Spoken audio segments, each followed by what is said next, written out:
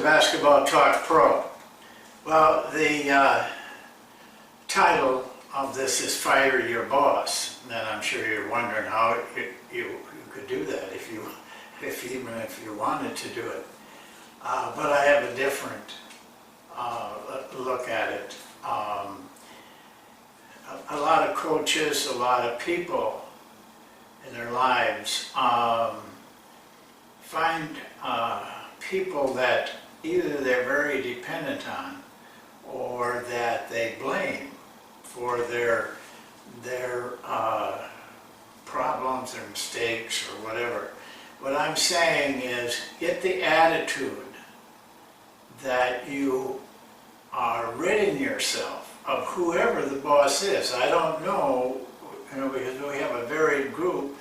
It could be an athletic director, it could be a principal, a superintendent, it could be an athletic director in college, it could be a general manager, it could be an owner, it could be a alumni, but there's somebody that has control of you, control over you, in fact.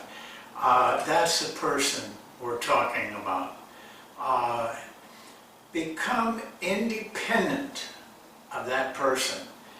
That means, though, don't expect him to do things for you, and then all of a sudden you want to be independent when maybe it gets a little crossways. Start right out. Don't think about that person up there. Think about what you're doing.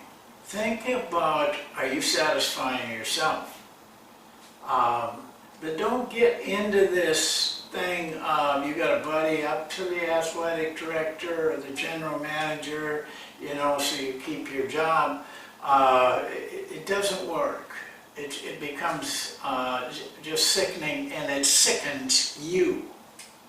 You may not think so at the time, but you are sickening yourself. You don't need that.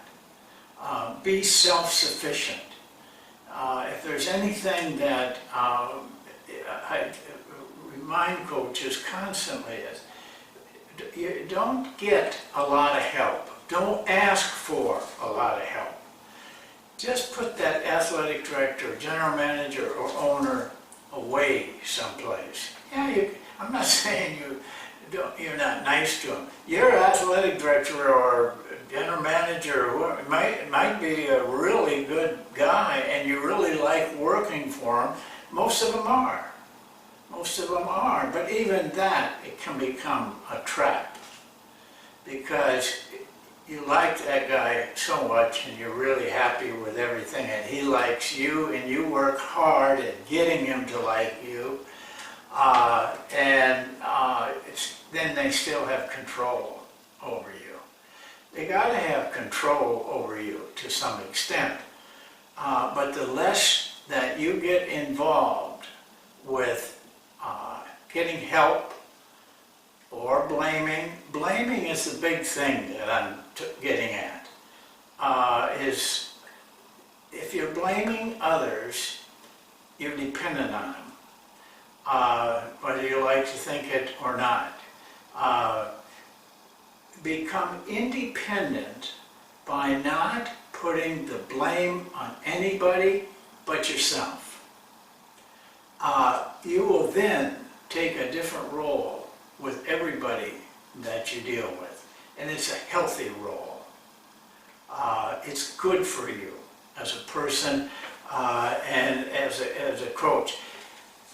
Be careful you don't start coaching for them, whoever they are.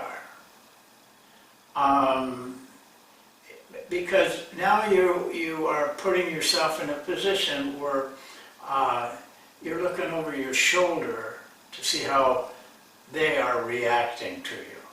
I just can't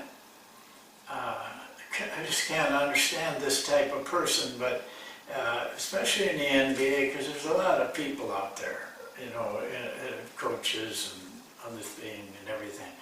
And so often I see guys kind of lounging around the sideline doing nothing, and then all of a sudden the general manager comes in or the owner, comes in and takes a seat and watches practice. All of a sudden, everything changes. I mean, these guys are out there yelling and doing things, and to me, they're coaching for that general manager or that AD or whoever, whoever it is, shouldn't be doing that. You're really bringing yourself down, and you become dependent on them. And that's an unhealthy situation. Be nice to them. Be friendly with them. But be wary of them also. You may have more bosses than just the people you work for. There's all kinds of bosses that you have to take into consideration when you're being this kind of a person. I really want you to be that kind of a person as a coach. One of them is family. They're tough. You have to, in a decent, moral way, fire your family. They are the closest to you. They're the ones that can really hurt you.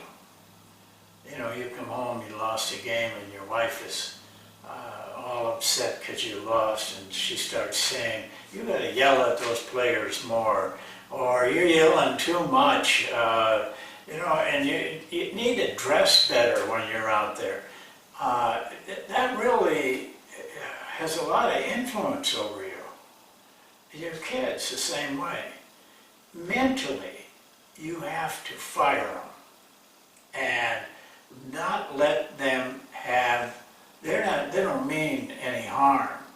But that isn't what we're talking about here. It is harm in a lot of ways. So learn to put them back. Players, don't coach for the players. They play for you. You're not beholden to them. They play for you.